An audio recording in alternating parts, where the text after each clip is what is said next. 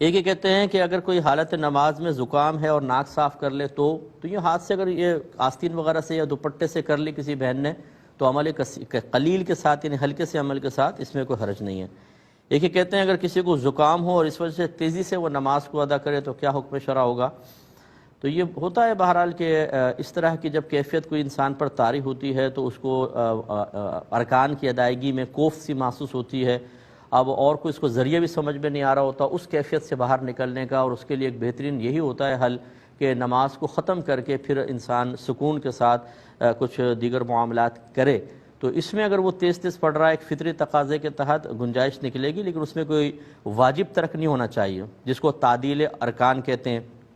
کہ رکوع سے پورے نہیں اٹھے فوراً سجدے میں چلے گئے، ایک سجدے سے مکمل اطمینان کے ساتھ نہیں بیٹھے فوراً دوسرے سجدے میں چلے گئے، اٹھا یوں فوراً، تو اس طرح پھر